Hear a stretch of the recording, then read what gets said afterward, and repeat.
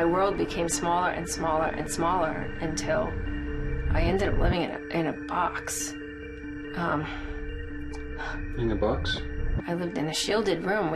The same person that was helping us to shield found the right material to hold back the particular frequency that was coming in and burning my skin, and we built a room. You could not see through it. It looks like aluminum foil, but it's not. It's 3 layers thick, and it's got like a very, very fine chicken wire in the middle of it. There were days that I didn't know if the sun came up or the sun went down. And I couldn't run electricity in there, so I didn't have light. I had, I shouldn't say I didn't have light. I could intermittently use a flashlight. When Christmas came around, we had Christmas inside the silver room, as we like to call it, which, you know, depending on how you look at it, could have been really sad, but we made the best of it. But it was still, you know, you don't want, you know, your mom to be in constant pain.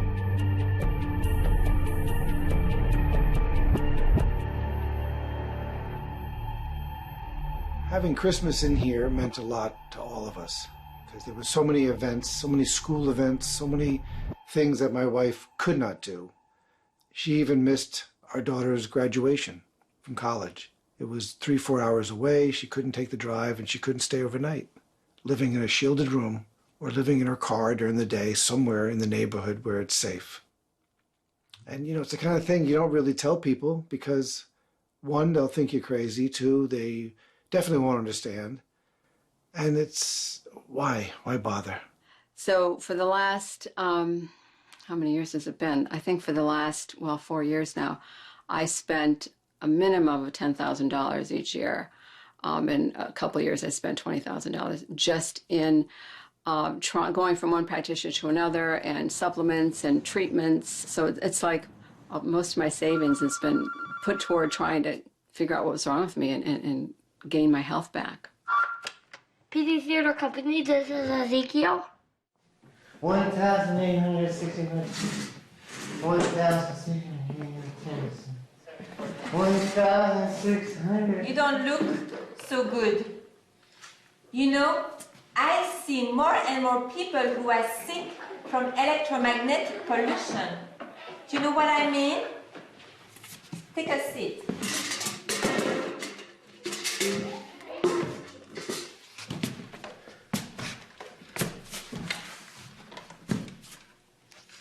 This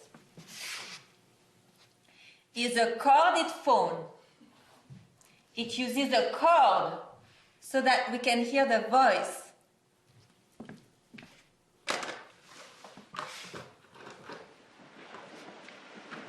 This is a cordless phone. It uses waves that we can't see so that we can hear the voice. And if we would see those waves, we would see something like this.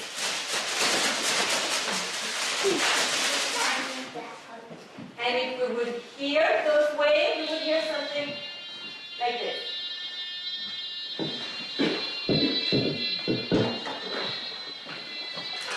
And many machines are using waves. There's Wi-Fi.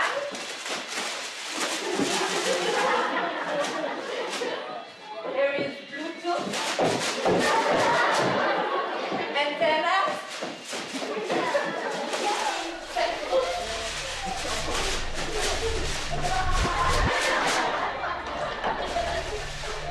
And those waves disturb the body.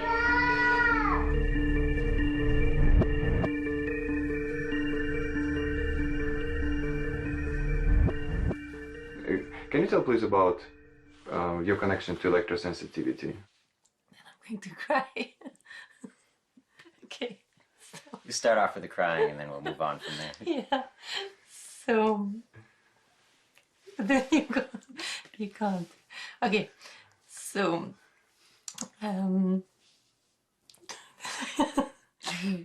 Cordless became electrosensitive in I think it was 2010. We didn't figure that out until, what was ailing her until 2012 or so.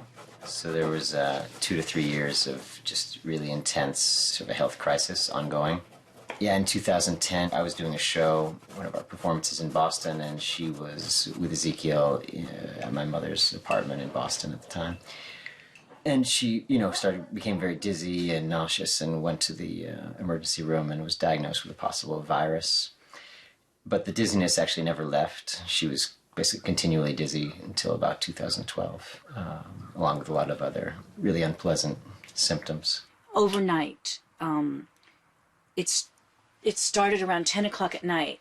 It was just like a bam. Everything felt here in my solar plexus, my stomach, as if everything just got stuck and stopped. And it was this strange, metallic, poisonous taste, not only in my mouth, but it was in my whole body. And at the time, I had no idea what that was, but it's the same sensation I get now when I'm in really strong Wi-Fi, which is almost everywhere now in the world. But some places are worse than others. When I'm in a crowd of people that are using a lot of cell phones or Wi-Fi, it gets much more intense.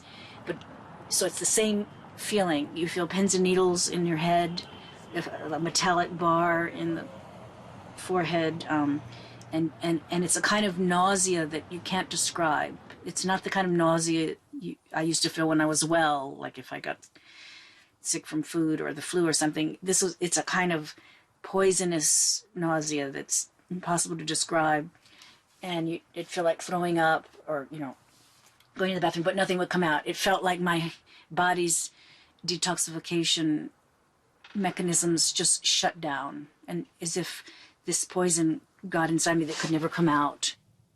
When I'm around wireless, I feel prickly all over my skin.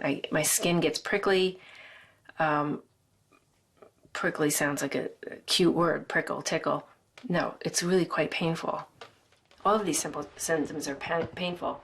When I'm around a very strong magnetic field, oh my God, I feel it in my head. It's like a real hard pressure. When I'm around dirty electricity, my skin burns. It's like this burning. It's like it's being cooked. It really feels like it's burning.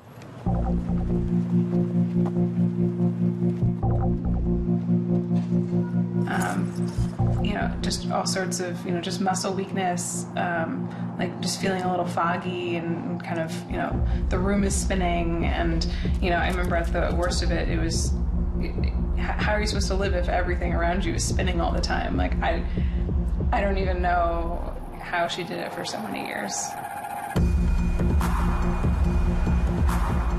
We were out one time. My brother was getting his Eagle Scout award, and so we went out, and someone was texting someone behind her, and she knew exactly what was happening based on where it was. Well, there are a variety of studies that have been done, and it's worth sort of looking back at them.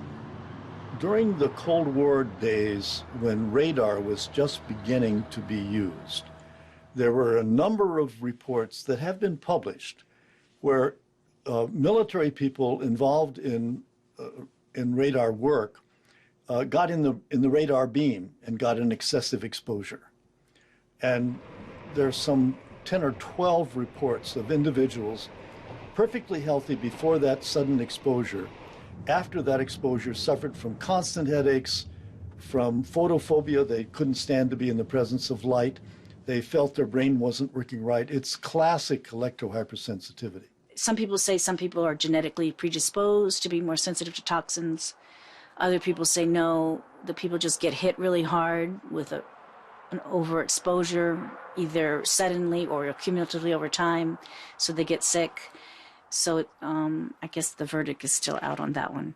But a lot of the people that do have this have a certain gene. It means they're slow detoxifiers, so they don't detoxify things as quickly as other people.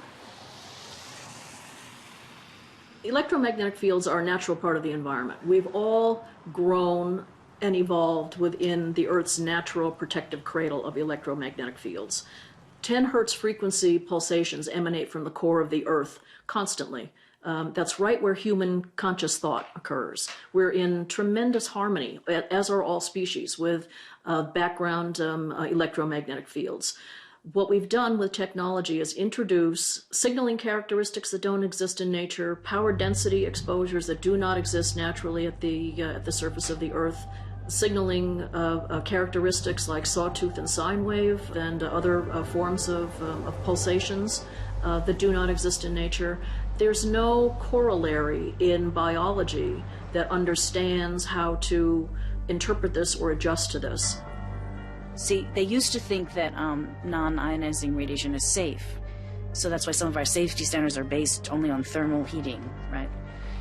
But there's so much science now, it's something over 10,000 studies by now, showing that non-ionizing radiation, it has bioeffects on plants, animals, people.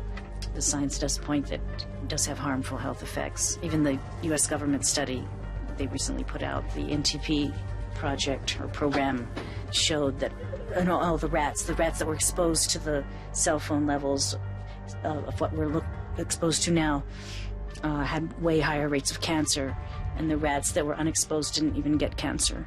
That study, which was a 14-year study, corroborated a lot of the epidemiology studies that have been done on humans. So there were some people that had been really skeptical up until that point, till they saw that study. They said it's really hard to deny that it's a definite cancer risk at this point. So, and of course, the World Health Organization had said it was a class 2B carcinogen back in 2011, meaning like lead and asbestos. But a lot of scientists are showing that it's actually a much more serious cancer risk than even what the World Health Organization had said. My name is Michael Holstein, and I'm the business manager for the Green Bank Observatory here in Green Bank, West Virginia. I'm here because the Green Bank Observatory is a facility to study radio waves from space. But because those radio waves are so weak, and we're talking about, as a comparison, the energy given off by a single snowflake hitting the ground is much more powerful than the radio wave that the astronomer is trying to receive. So Green Bank, the observatory is here in this very rural area, in a very rural county within the state of West Virginia called Pocahontas County, because there wasn't a lot of people here. There wasn't a lot of man-made interference. In 1958, the federal government created the National Radio Quiet Zone. It's the only one like it in the world. But it protects us against fixed-base licensed transmitters, so things like radio towers or TV towers or radar installations that broadcast. And of course, in the 50s, when they were created, there wasn't a lot out there. But in the last 15, 20 years, wireless technology has just simply exploded. And so the quiet zones also protect against interference from cell phones. So in this area, you don't have cell service. People don't have a lot of the technologies that exist elsewhere. And for that reason, people with electromagnetic hypersensitivity have found that Green Bank has sort of become a focal point for their lives. Hi, Jen. What is Green Bank? What is Green Bank? What is Green Bank? I saw an Eastern European doctor in New York City, and he's kind of a big shot in the alternative medicine field. And he knew all about electromagnetic sensitivity, had protocols to treat it as such. So I asked him, do you know where Green Bank is? Do you know what happens in Green Bank? And in his accent, he went, what is Green Bank? What is Green Bank? So, like it was a thing. So Jennifer loves that story. Where to start? So about when I was 25, I was living in London in the UK. I was doing a PhD, I was doing some consulting. I was kind of a semi-type A kind of character, successful in life. Pretty much overnight, I was at a conference, I was staying with a friend, and I had a fever episode, and my life changed dramatically in the weeks that followed. I had to basically tell the school I wasn't coming back. I had to hand over my work assignments. I said, I'm going to take, a 3-month break, and, I'm sick, so the doctor's going to help me. I'm going to get better. That's what you think. We did a bunch of tests. Nothing really extremely out of range. I had a thyroid issue. The doctor said, take this medication. 6 weeks later, you'll be fine. 6 weeks, 6 months went by. Nothing happened. kept going from doctor to doctor to doctor. I had extreme fatigue. I could hardly get out of bed. I was unable to leave the house. Remember that I'm a trained researcher. I couldn't write. I was basically not functioning as a social and productive human being. Oh, Leo, does this work? Does this help? And why do you have that? This is something called a veil shield. It intercepts magnetic fields and also the glare from the computer. There's a consultant in Hawaii who's an electrical engineer who's also extremely sensitive. And yeah, you know who I'm talking about. And he suggested I could use it in that way. And it also, if you can also ground that. Jennifer, we remember I had grounded every single piece of metal inside this place, just because metal acts as pretty much like a magnet whenever there's frequencies around, and grounding it kind of drains some of that into the earth. This wall here is the other side of the room where my wife slept and stayed most of the day. If you're going to use this kind of shielding, it must be grounded. There's a grounding wire connecting to it right here. And we have it going outside the window, right here. And right outside in the yard is a grounding rod. The Earth is, if you think about it, the Earth is a giant dipole magnet with a north and a south pole. Everything that has evolved in nature has evolved in harmony with background electromagnetic fields. Now, when I say everything, I really mean everything. It's not just us, it's other species as well. We are entrained with the Earth's natural fields. Entrainment is a phenomenon that happens, think of it the way when a mother and a child sleep together and their breathing rates synchronize. That's classic entrainment. We are entrained with the Earth's natural fields. It's the introduction of these new exposures that has disrupted that entrainment to the point where Robert O. Becker, who was one of they called him the father of modern biophysics. He was my mentor in this subject. Robert Becker was. Robert Becker used to call it breathing with the earth. With the introduction of these frequencies, we can no longer breathe with the earth, which is interesting. It has the ability to affect all of our circadian rhythms, which are sleeping waking cycles, our hormonal levels, our seasonal changes that happen not just in us but in other species. Birds and butterflies, insects use the Earth's natural fields for migratory activities, for mating activities. So the effects that we're having at the Earth's surface with these exposures is a serious environmental toxin. This is a form of energetic air pollution, and people need to understand it as such.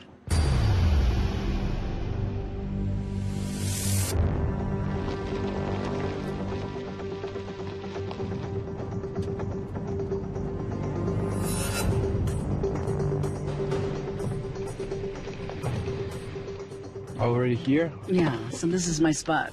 This is where I come to recoup. Sometimes I come for 48 hours straight. And when I'm here, I feel the same way I used to feel in the 70s and 80s. I feel completely normal. Every single symptom is completely gone. But you'd be surprised how many forests are no longer refuge. And it is affecting the trees. There's a lot of documentation on that. And when I'm walking in those forests, there's absolutely no relief at all. It's worse than parts of New York City. For example, I went to a beautiful, beautiful state park in Florida. And the town was quite good, you know, in terms of EMR, meaning electromagnetic radiation. But the park, I was just dying. Tortures, pins and needles going into your head and your body. So as I was leaving, I mean, I didn't stay long. It was a beautiful park. I asked the ranger, or the lady at the, center, I said, do you by any chance have Wi-Fi here? And she said, oh, no, we have a Zigbee wireless system, for tracking everything. And I said, oh, thank you. It feels so good. I can't put into words how it feels, but it just feels like, yes, this is how it should be. It's as if my body knows. This is how it should be. And it's been like this for thousands of years.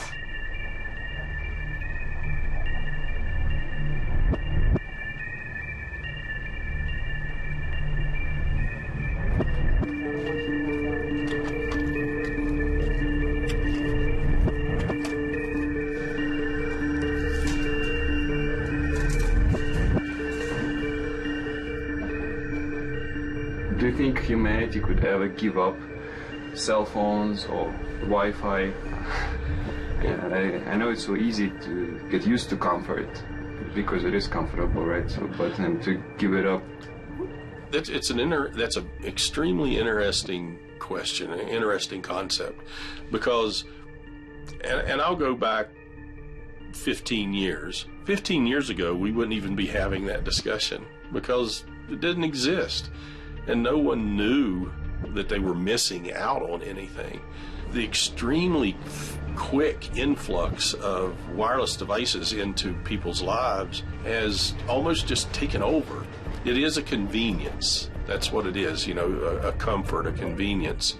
And it's interesting to watch people from outside of this area come into the area for even a short period of time and feel the burden of constant connectivity being relieved from them. They enjoy the fact that they're not constantly being pinged by their cell phone, or their email or Facebook or whatever it might be. We don't have that issue here. I haven't spent the last 15 years being addicted to it and then having to withdraw from it. I just don't have it. And generally find it quite rude when I go elsewhere and people are constantly on that instead of interacting socially. This is a RF meter. This will pick up radio frequency microwave. So I wanted to show you that the background level here is 3.6 millivolts per meter. Just to give you an example, most suburban areas probably have a background level of about 400, maybe in certain hotspots you could be several thousand. The background level of certain kiosks that are going up in Manhattan, there's 7,500 wireless kiosks that are being positioned throughout the 5 boroughs, and the background level right now is 20,000 microwatts.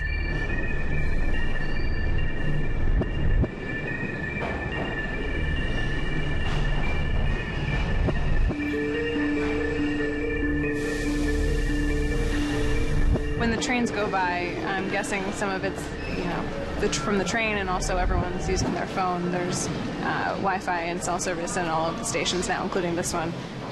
So it jumps up to 600. I saw 1,000. Keeps jumping around when the subway comes by.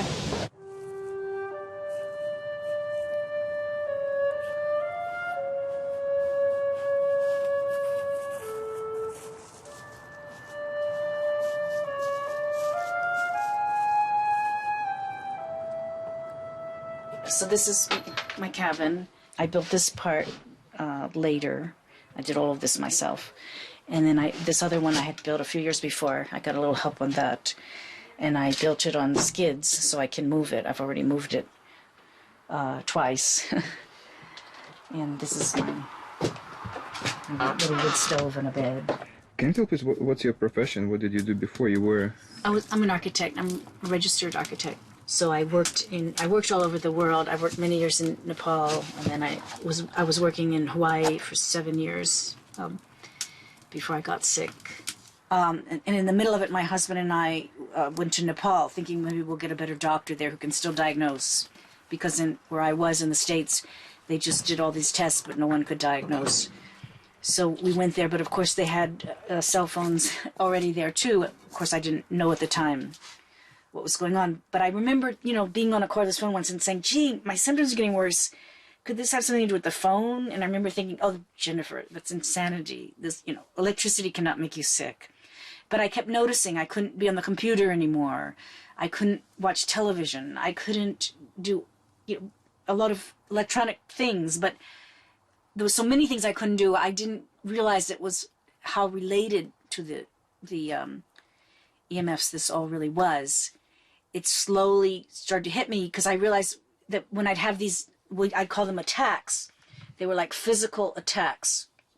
And later I realized that these were times when people were probably turning on their cell phones and when the Wi-Fi was upping.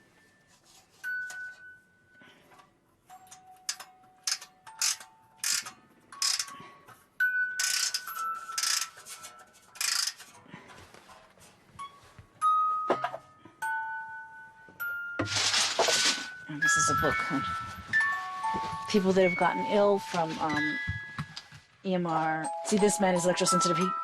He made his own cord for the phone. I'm so sensitive to phones, even the cord doesn't work for me. Even when the phone goes on in some of these areas, I feel sick.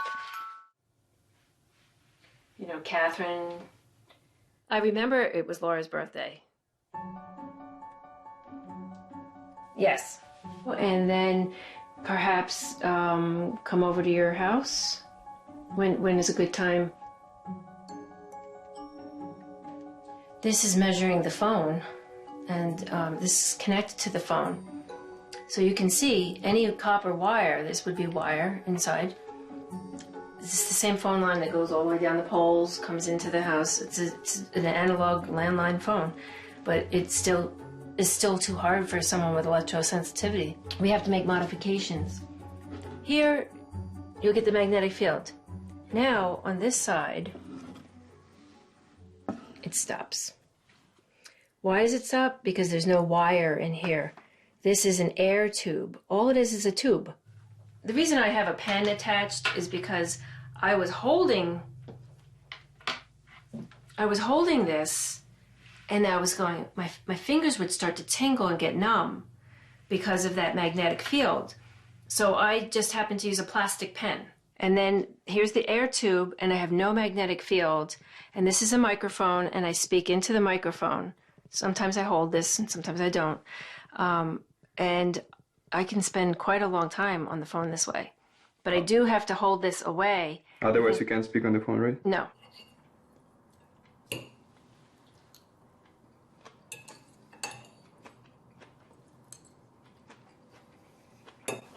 Sue eats alone a lot. I eat alone. But I think about her all the time. I think about her, what she's doing. If she's not home, I'm glad, because that means she's hopefully with some other people, doing something, having some fun. She has no social life here. Basically, is zero social life. I'm her social life. But in Green Bank, she's got friends. She goes to dinners. She has a social life in Green Bank. Here, she has nothing. Do you ever get that feeling where it feels like an ice pick? Like right in the back of your head, like yeah, something like that. Same type of thing. I had the feet, I had the heart, same thing. But the nerve pain was disturbing. That, I don't know. It's just crazy. Why should we have to live like this? You know, it's supposed to be first, do no harm, right?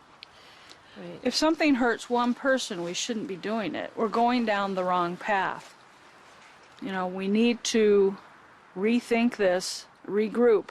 I love technology. Let's make it safe. Let's back up and do this right. Because there's nothing wrong with having our toys or our progress, but why not do it so that nobody gets hurt? Or we're not hurting the environment, because this can't be good for the environment either if it's hurting us. Children. Children. What about the children and the animals that have no voice out there? They're suffering and nobody's really listening. There are many other issues, and the one that is that I've been very much involved in has been electrohypersensitivity in children, which is reflected primarily by headaches, by a sense of having brain fog, of not being able to learn well. I'm presently involved in a legal case in Massachusetts of a 9-year-old child whose school refused to provide him with a room that was free of Wi-Fi. When he's present for several hours in rooms that have multiple routers and multiple wireless laptops, he develops severe headaches and often will develop nausea and even vomiting.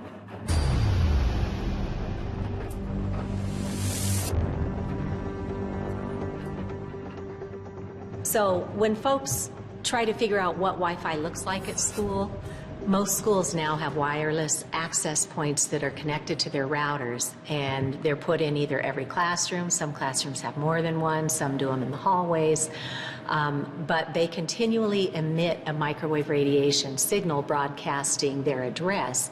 Whether there's even anybody in the classroom, it continues all day, all night. And so In this classroom, even though we have the sign hanging in our walls, we have not turned off the wireless access points.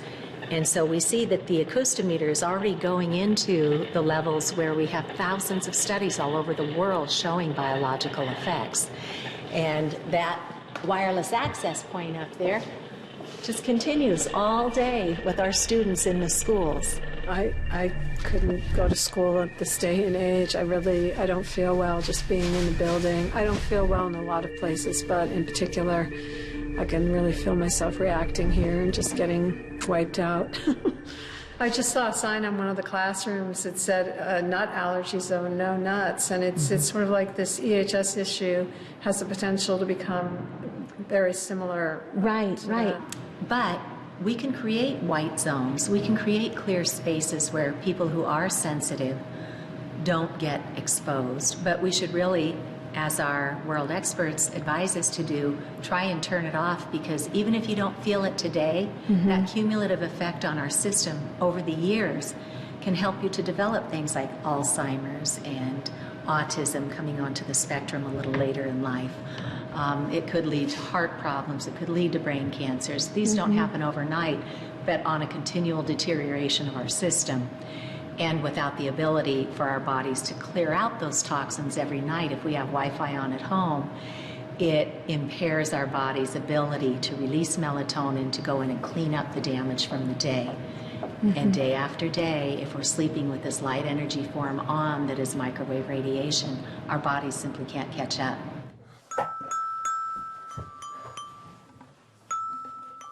This is a song that the clown sings actually with the neighbors, because the neighbors are also having sleeping problems. The insomnia and sleep disturbance is one of the most common symptoms of wireless exposure. It's a lullaby that explains that you can't sleep, actually. It's a lullaby to sleep, but you can't sleep.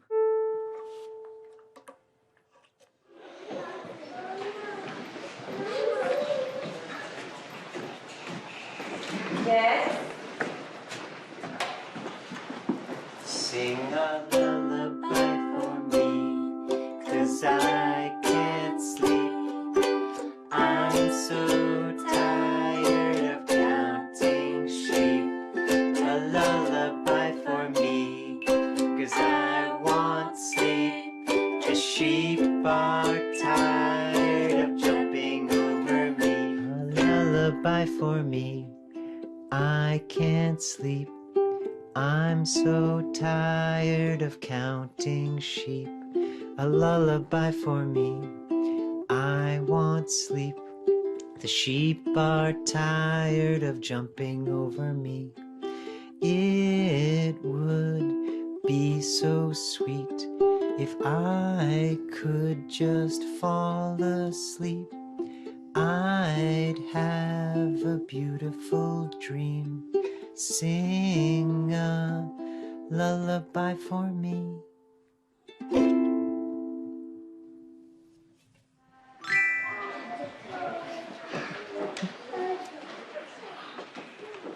These tuners, underneath this aluminum foil is a metal bar that's been zapped specifically with the frequency of natural light.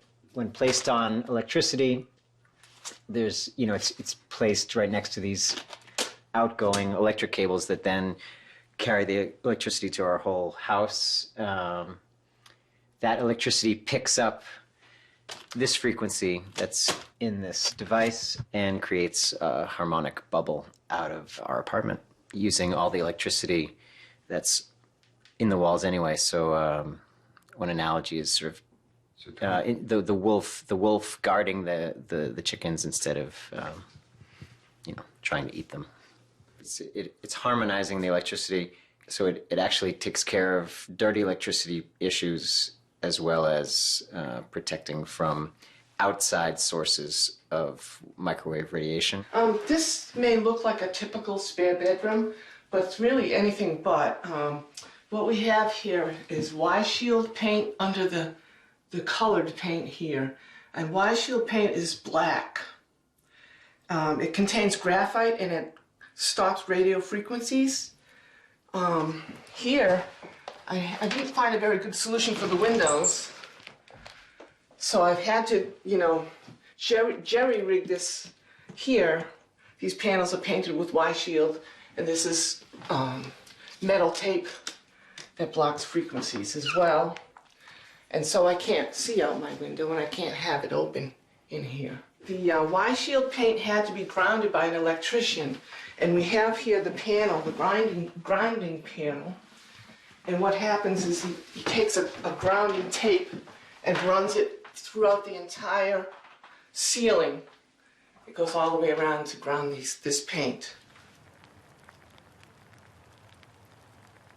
But now I feel good in general, and if I go out, maybe the first symptoms that I would have is like agitation, trouble thinking, trouble talking, you know, saying wrong words. And then if it gets really bad, after a while I get dizzy.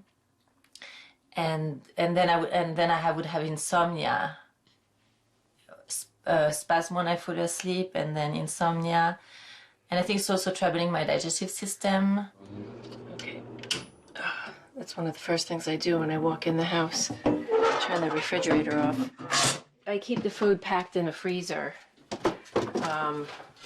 with some gallons of water that will freeze. And I keep everything in here so it's sort of like an ice chest. And you can notice my refrigerator is actually empty because I only keep it on when I go out. If I go out for an extended period of time, then I take all the food out of the freezer and put it in here so that it won't, you know, crystallize or freeze some of the things I don't want frozen. And that's it. I just keep it off until I go out tomorrow. I just keep the refrigerator off. And just because you can't stand... Oh my God, the motor drives me insane. It's just, the motor is very difficult to deal with. It creates a very, very high magnetic field. There were many things we had to do here. These power lines along here were too close.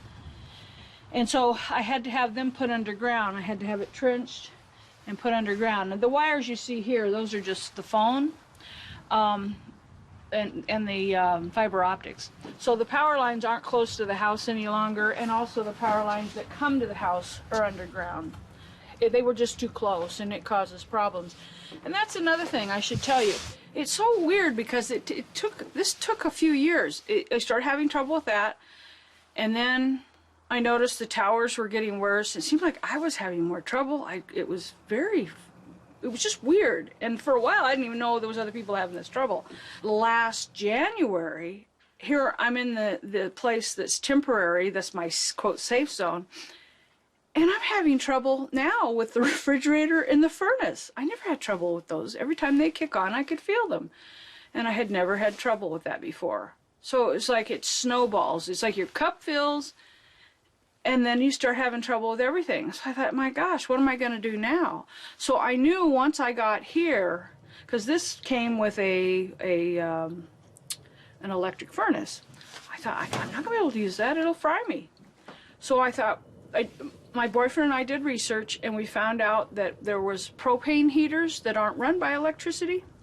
And also we found a refrigerator that was just not run on electricity. It's just run on propane.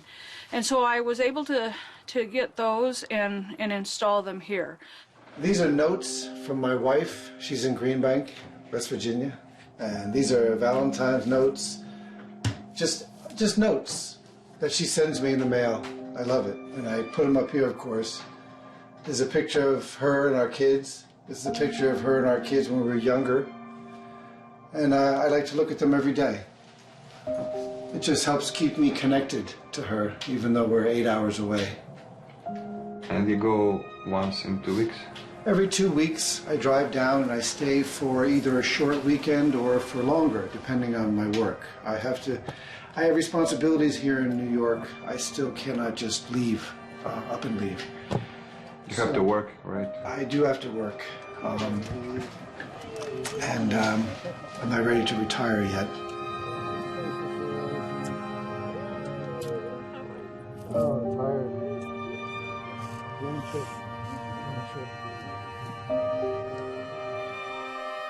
No, I won't be going back to South Carolina anytime soon. I do travel there every month to see my daughter. She's 14, so growing up fast. And of course she uses all these devices and thinks they're wonderful. Do you explain her? Does she listen? No. And the mother doesn't seem to be too concerned. So it's very difficult when you can't agree on things like this in a family. I'd like to get her a computer that's plugged in to the telephone lines and have her use that, but I haven't been able to get an agreement. Maybe turn the Wi-Fi off at night. But even on these small things, it's difficult to come to an agreement sometimes with your family. So these are all the signatures, as you can see, they go on and on and on, from the international scientists' appeal to the UN, stating that the scientific evidence shows that all of the safety standards of most of the agencies in the world are inadequate. Basically, the appeal states that numerous scientific publications have shown that EMF affects living organisms at levels well below most international and national guidelines. Effects include increased cancer risk, cellular stress, increase in harmful free radicals, genetic damages, structural and functional changes of the reproductive system, learning and memory deficits, neurological disorders, and negative impacts on general well-being in humans. Damage goes well beyond the human race, as there is growing evidence of harmful effects to both animals and plant life. And it goes on. One of the things that I find really interesting is to look at what other countries are doing when you have a question like this. And France has already taken some extraordinary action. I think after the European Union failed to take action, France decided to be more proactive. And so I believe they prohibit Wi-Fi in kindergartens and in the primary schools, or are restricting it. And then in the upper levels, recommending to turn on to download and then turn it off. But in any event, they're moving in that direction to reduce the exposures of children. And one of the things that was a little disconcerting for me on this journey was to find out how high the limits were in the United States compared to other countries. Right. So like right here, Salzburg allows 0.1 microwatts per centimeter squared. So basically on a little, gram of tissue here, how much radiation is okay. They're working off of the biological levels. So they're working at where our science is telling us there's biological effects. Switzerland's at a 4, China's at a 6, Russia and Italy are at a 10. We're at 580.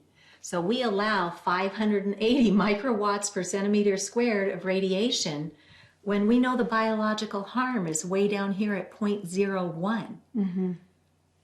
Yeah, people seem and the to FCC think that... has not changed their guidelines. Those guidelines are 20 years old. Yeah. They were set in 1996 based on exposure from one device. So we don't even have any standards at all. These are just guidelines, and we certainly don't have anything that represents how we use technology today. One device is what our standards, our guidelines represent. Yeah. How does that compare to a classroom of 30 students where all 30 students have a cell phone and all 30 students are using some sort of a tablet or a laptop, and then you've got access points up on the ceiling. You might have a cell tower outside your school. Mm-hmm. You might have smart meters on the wall. We don't have any regulation around that, and we are just continually bathing our citizens in this microwave radiation. And now the industry, no sooner did the National Toxicology Program find DNA damage, brain and heart tumors, then Tom Wheeler, who's our exiting FCC chairman, turned around and pushed to get 5G spectrum allowed. That's fifth generation technology that would put poles in our neighborhoods at street level with these antennas on it every 4 to 12 houses so that they can carry bigger quantities of data faster. But and it's a fine line. You have to, you can't wrap it so much that it doesn't transmit out to the street, because then the water department would not be able to take a reading. Okay, so that's the water meter.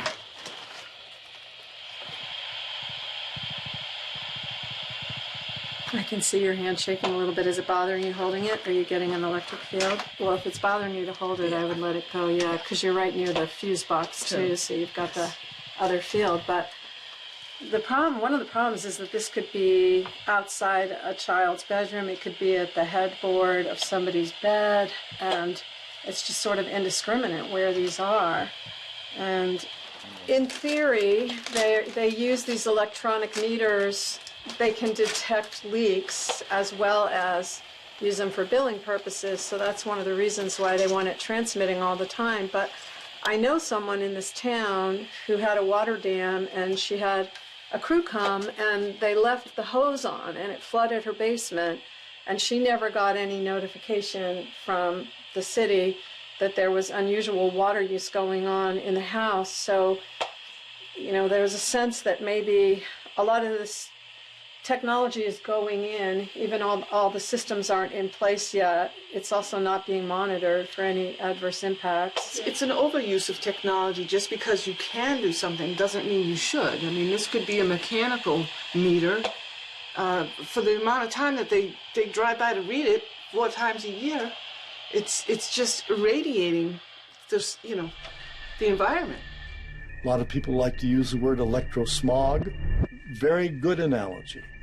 But when we have cell towers on every big building, when we are going to put these 5G generators on every third light pole along every street, it is certainly electrosmog, and it's getting worse. Right now we're outside the FCC building in Washington, D.C.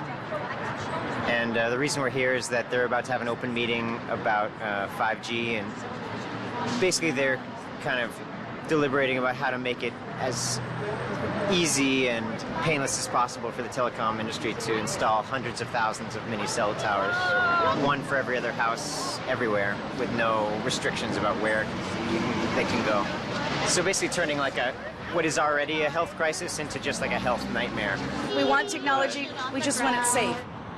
There are too many people that can no longer continue with their profession because they're just ill. Unfortunately, there is no known treatment that is guaranteed to work. There is also a very limited evidence for a blood test that would give you diagnosis of electrohypersensitivity. Our federal government has totally shut down all funding for this kind of research, and that's been the case for, 20 years?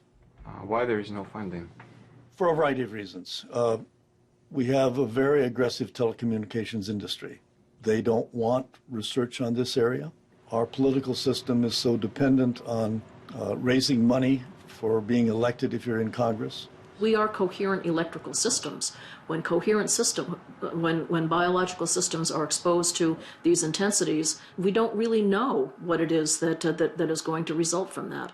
So basically it comes to we don't know. It's a giant experiment. Yeah, and we don't know, and even if we have more scientific research and more labs working on it and more evidence that it's harmful for us, still we don't know how much harmful it can be, and because also everything is changing, right? So there is more and more technology appearing, and we don't know how it's going to affect us long term. It's true. It's a big gamble. It's a gamble in favor of allowing the safety margin to fall in the camp of the industries that are bringing us the technology. There is no precautionary approach to this, at least not in America. There's so many people that are dealing with this right now. We're coming forward and speaking about it. For every person that comes forward to speak, there's got to be like 500 people that don't mention it at all, that don't say anything. Even young people. You can imagine being, say, 35, and you have a career, and your career involves using your iPhone and your computer and things like that, being in an office. And perhaps you start getting headaches, you start getting fatigue. What do you want to believe that you're going to have to stop doing all this? I mean, how do you live? I mean, it must be frightening. It must be frightening. Well, that's what even my daughter said to me. She goes, "Mom, what do you think what am I supposed to do? Pack up and move to West Virginia?" Right. And it just stopped me in my tracks, and I was like, "No, absolutely not." Right. To good health and a safe environment. This is Yes, here. I'll do that. Clink. Thank you.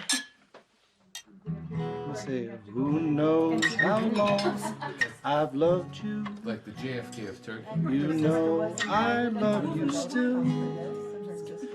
Will I wait a lonely lifetime?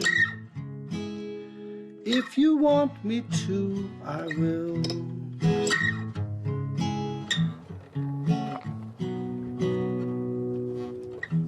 So when at last I find you, your song will fill the air. Sing it loud so I can hear you. Make it easy to be near you. I felt like I was being electrocuted in New York. Yes, you were. I literally felt like my body was completely wired. No, you Like, lived in your car or the was- silver room, the shielded room. I know. That's it. I know.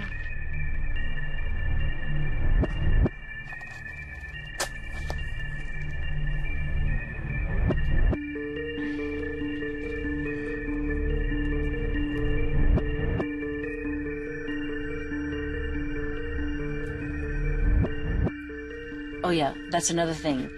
According to the rat studies, they exposed the rats. In 3 generations, there was total sterility.